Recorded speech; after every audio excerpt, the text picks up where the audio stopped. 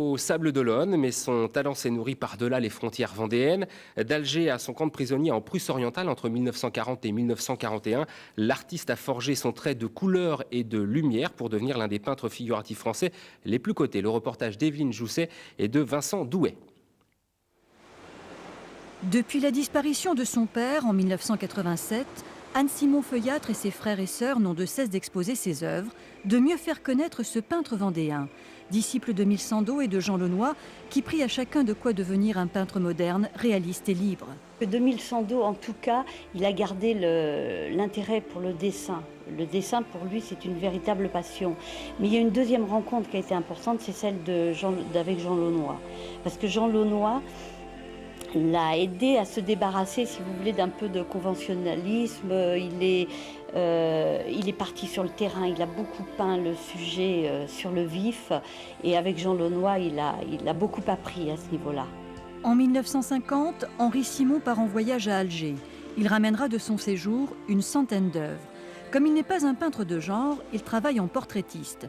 Mais chaque dessin, chaque gouache illustre à la perfection des lieux, des vies de misère et de volupté. Il était à la recherche d'une lumière qu'il ne trouvait plus en Vendée, disait-il.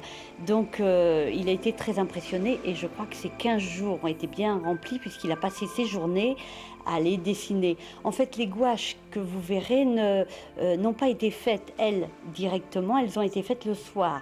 Dans la journée, il partait avec son carnet de croquis et après, le soir, il réalisait toutes les gouaches qui sont ici.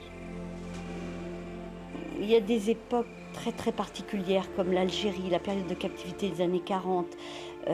Après, toute la recherche qu'il a pu faire dans les années 60 qui s'approche de l'abstraction. Il y a eu vraiment... C'est difficile de le faire entrer. D'ailleurs, lui-même ne souhaitait pas entrer dans une classification précise. Il y a du Matisse et du Dufy chez Henri Simon, un artiste officiel de Vendée qui a toute sa vie vécu de son art et pour son art. Et l'exposition Henri Simon, un voyage à Alger, est à découvrir jusqu'au 30 juin au Temple du Goût. C'est à Nantes.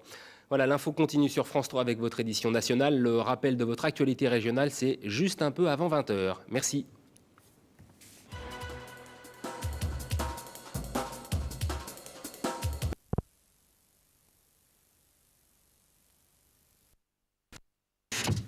Et qui se ressoulève par des vérins. Et ça aussi.